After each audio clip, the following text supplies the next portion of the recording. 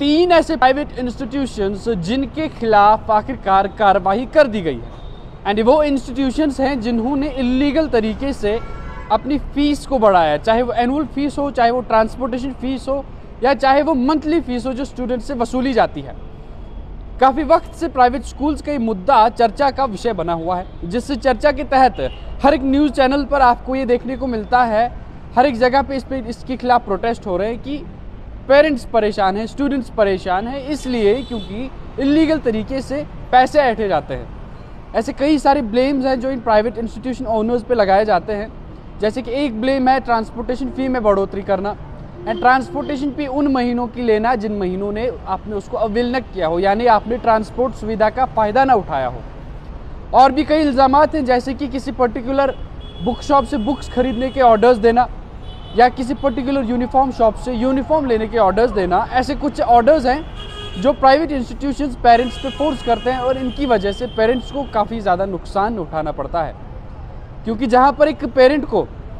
अपने बच्चे की बुक्स लानी होती हैं वहाँ उसे डबल रेट्स में किसी पर्टिकुलर बुक शॉप से बुक्स लेने को कहा जाता है। Same is the case with uniform and fees इस तरीके से इलीगली बढ़ाई जाती है जो कभी कोई सोच भी नहीं सकता, और मजबूर पेरेंट्स मिड सेशन में होते हुए उनके पास और कोई रास्ता नहीं होता सिवाय वो एक्स्ट्रा फ़ी पे करने के।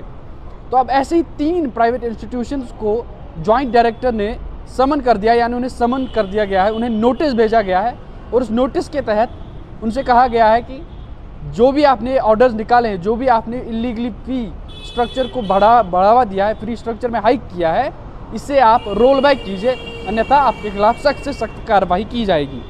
ये ऑर्डर्स निकाले हैं जॉइंट डायरेक्टर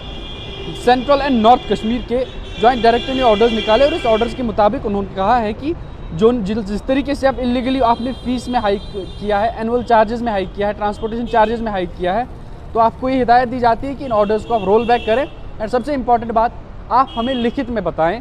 कि आखिरकार आप ये क्यों किया है, आपने क्यों एक साल में अगर आपने इतनी फ़ीस ली है, यानी फॉर एग्जांपल हम देखें तो आपको समझाने के लिए मैं बता दूं, एक साल में आपकी एनुअल फ़ी 1000 रुपये बनती है, तो अगले साल आपने वो फ़ी 2000 कैसे पहुंचा, या आपने 50% बढ़ोतरी उसमें कैसे कर ली, इस चीज़ को लिखित में मांगा है joint director north and central ने।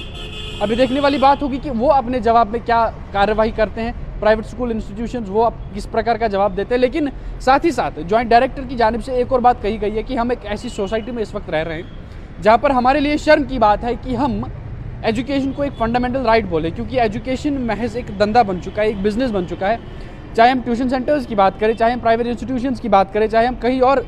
इंस्टीट्यूशंस की बात करें जहाँ पर धंधा चलाया जाता है, हम इसको फंडामेंटल राइट कहने के लायक नहीं है, क्योंकि हमारी सोसाइटी इसमें एक बहुत इंपॉर्टेंट रोल प्ले करती है and we need to focus on certain things. हमें ये सब चीज़ें ध्यान में रखनी होती हैं ताकि हम इस सब का शिकार न होने पाए। आखिरकार इस बोझ के तले दबता कौन है? दबते खाली पेरेंट्स हैं, जिनको मजबूर होकर ये ज़्यादा फीस स्ट्रक्चर को एक्सेप्ट करना पड़ता है, क्योंकि हमने देखा है अक्सर मिड सेशन में, सेशन स्टार्ट होने के कुछ महीने बाद ये फ़ीस में बढ़ोतरी की जाती है। उस टाइम सबको पता होता है कि अब ये अपने बच्चे को स्कूल से नहीं निकाल सकते, अब ये हमारे साथ कोई बहस नहीं करेंगे, तो उस वक्त मजबूर पेरेंट्स को ये बात माननी पड़ती है, उन्हें फ़ी देनी पड़ती है। लेकिन इस बार एविडेंसेस के साथ ये बात जा पहुंची joint director central and north तक, और उन्होंने कार्रवाई करते हुए 3 स्कूल्स को समन किया है, उन्हें नोटिस भेजा है और उनसे कहा है कि अपने इन ऑर्डर्स को आप रोल बैक कीजिए और हमें लिखित में बताइए कि आपने किस प्रकार से ये इलीगली फीस स्ट्रक्चर में हाइक किया है।